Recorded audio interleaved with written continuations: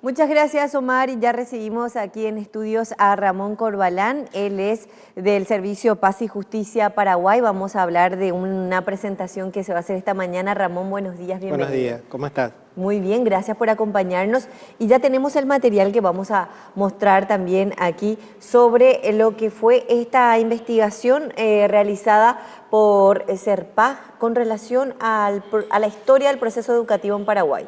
Sí, básicamente la pregunta que movió la investigación tenía que ver con nuestro trabajo en Serpaj.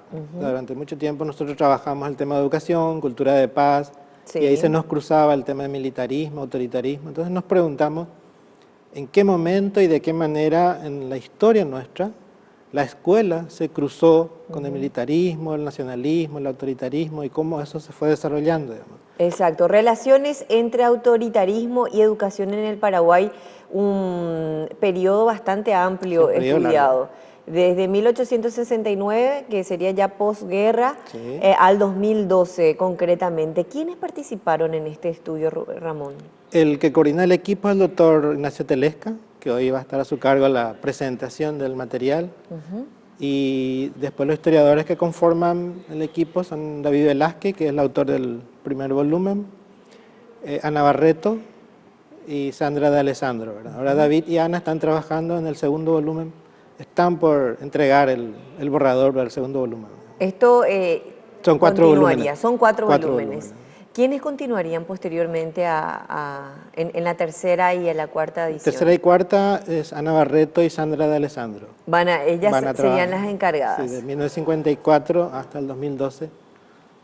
Serían 2 volúmenes en ese periodo porque llegaríamos hasta la caída de Stroessner y luego el periodo democrático. ¿Qué cosas se resaltan, por ejemplo, en este primer volumen? Lo interesante es que estamos en que abarca un poco este 1869, 1930, un periodo muy interesante, o sea, posguerra, como dijiste. Sí. Y se nota también el esfuerzo por instalar la escuela, o sea, ese hábito de enviarle a tu hijo a la escuela. Claro. Incluso hay una nota de las cosas que se han rescatado al archivo, que es de 1877, que es de un administrador de justicia de Misiones, le escribe al ministro, ¿verdad? Y le escribe así preocupado, como diciendo, bueno, acá los padres no ven, le ven de manera muy indiferente a la escuela, no quieren enviarle, porque interrumpe, el ritmo escolar interrumpe las actividades agrícolas, ¿no? Entonces todavía la escuela no era vista como un lugar donde sí habría que enviarle a los hijos, ¿no? Entonces, por un lado se ve eso, Ese proceso. por otro lado, las precariedades también en las políticas, estamos saliendo de una guerra, y todas las disputas que se han generado alrededor de la escuela, también en la sociedad, o sea, la famosa disputa entre paradores, regeneradores de la historia, que después va a derivar un poco en esa disputa legionario, o sea, lopista, antilopista. Sí. Eso va a ir marcando también lo que va a pasar en la escuela, principalmente por el modo como vamos a relatar después la historia, digamos, esa historia con héroes militares, con ¿Cuál va a ser guerra la historia heroica, oficial a partir claro. de eso? La escuela no es inmune a todo ese proceso, digamos, ¿no? Y luego, otro aspecto interesante, porque el volumen no está organizado cronológicamente, sino por temas. Sí. Un tema muy importante, por ejemplo, es cuáles eran las representaciones de niños, de infancia que se tenía en la época, en ese periodo, digamos. Entonces se investigó cómo aparece esto en los textos escolares que se usaban, en los reglamentos de escuela, en el Código Penal. Entonces aparece un niño, el niño bien, el niño modelo es el niño pasivo, que respeta a los mayores, que no cuestiona. Con calificaciones excelentes. ¿no? Y en oposición al niño no escolarizado que no tenía una identidad muy clara, digamos. Ahora, tenemos varios aspectos en realidad. Dice también los sujetos de la educación, niñez y mujer. Y mujer. Claro, pues el papel de el progresivo papel que va teniendo también la mujer en la escuela, digamos, ¿verdad? Porque, bueno, y algo... que fue toda una disputa. Sí. O sea, había una resistencia inicial en que las mujeres ocuparan ese lugar de la docencia, digamos, porque se hablaba incluso, y hay documentos allí, de que eso debilitaría un poco la formación ciudadana, digamos, ¿no? Porque la mujer, su espacio tradicional era el espacio doméstico, Tenía que digamos. estar en Pero la veníamos casa. a una posguerra y bueno, entonces eso hizo también que la mujer vaya ocupando progresivamente el espacio de la docencia, digamos, ¿no? Claro, que Pero de era una hecho, disputa, fue una disputa, digamos. más que nada, ¿verdad? Porque de hecho se da en todo el proceso histórico de la docencia en Paraguay, son las mujeres Las mujeres, ¿no? las que toman, ¿verdad? También las que toman el liderazgo en ese sentido. Ahora vemos también otros aspectos, ya entrando en lo que es también autoritarismo, el control del cuerpo y el disciplinamiento, de qué forma también a través de la gimnasia, el militarismo y la Sí, sí. educación, o los enfoques que se utilizaban en estos aspectos, iban directamente también a fortalecer ciertas Claro, épocas. porque el tema del autoritarismo, quizá en esa época, y eso aclara allí el autor, Sí, autoritarismo es una palabra más contemporánea, más moderna, digamos. O sea, nosotros decimos, ¿cómo era el autoritarismo en esa época? Y bueno, los de esa época no veían como autoritario, digamos, o sea, veían como una práctica, es lo que había que hacer en cuanto a disciplinar a niños en aula o el propio diseño de la escuela como un espacio diseñado para el disciplinamiento, la vigilancia, el control, digamos. O sea, eso era como normal.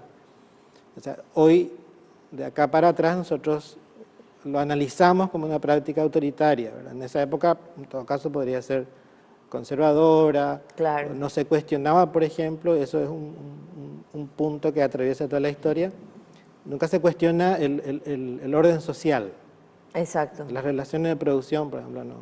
O el famoso el problema de la tierra en Paraguay, eso no eran temas que se cuestionaban desde el orden escolar, digamos. No se tocaban. No, no, no. Ahora, sin embargo, hay otros aspectos en donde sí eran bastante radicales, por ejemplo, con la represión de la lengua guaraní. Claro, eso Y de aparece. qué forma, ¿verdad? Hoy la historia nos Sí. demuestra que fue un error, ¿verdad? Y de qué manera también cómo cambian los paradigmas en torno a los nuevos planteamientos de educación y, bueno, en este caso una educación mucho más liberadora, Ramón, ¿verdad? Sí. No, inclusive creo que uno de los que han investigado a profundidad ese proceso de persistencia de la lengua es Meliá, digamos, en todos sus Bartolomé trabajos, Meliá. ¿verdad?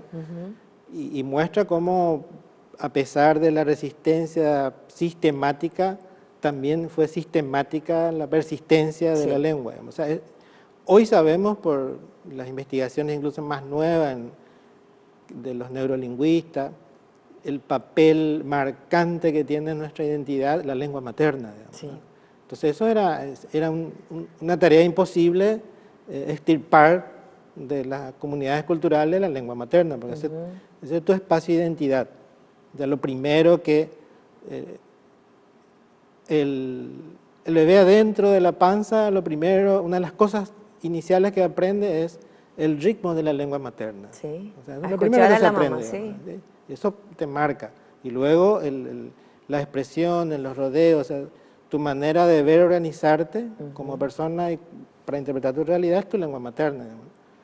Pero esa visión liberal que se instala después de la posguerra traía también como una política, digamos, la modernización. Entonces Exacto.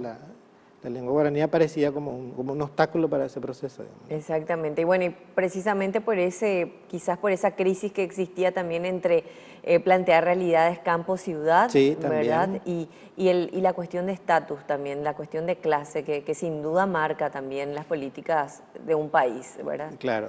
Así que bueno, de seguro esto va a estar recorriendo las aulas, ojalá. Nos decías que en total se imprimieron 1000 unidades. Unidades. Por el Por momento. el momento. Ojalá se impriman más, ¿verdad? Y pueda llegar más también a todos, ¿verdad? No solamente a maestros, a directores, autoridades, sino que también todos de una u otra forma como ciudadanos podamos acceder a este material, Relaciones entre Autoritarismo y Educación en el Paraguay, 1969 al 2012, un material riquísimo que viene a plantear un poco también conocer nuestra historia, Ramón. Cuando mejor nos conozcamos, más maestros seremos de nosotros mismos, dice Liliana Breso. Así que, bueno, con esto inicia también este trabajo de SERPAC, Servicio Paz y Justicia Paraguay. Va a ser presentado, reiteramos, ¿dónde, Ramón, y la hora? En el Archivo Nacional esta mañana a las 10. Esta mañana a las 10 de la mañana. Estamos invitados. De aquí ya entonces, bueno, las personas pueden ir a la presentación. Para la gente que quiera acceder al material, ¿dónde lo puede encontrar después, Ramón? El Servicio Paz y Justicia. En SERPAC. SERPAC. ¿Podemos dar el número, por favor? Teniente Prieto 354, en esquina Teniente Rodi. El número de teléfono es 481-333-340. Así que bueno, esa es la dirección, que están acá pegados al centro prácticamente entre Sajonia y el centro, cerquita, así que la gente, bueno, puede solicitar nada más ya este material. Ramón, muchas gracias por acompañarnos. Gracias a ustedes por el Vamos a espacio. esperar más novedades del segundo volumen. Sí, seguro. De seguro que sí. Así estuvimos con Ramón Corbalán, del Servicio Paz y Justicia Paraguay, coordinador del proyecto entonces de esta investigación, de este libro que va a ser presentado hoy en el Archivo Nacional. Con esta propuesta nosotros hacemos una breve pausa, en instantes seguimos informando aquí en Paraguay Noticias.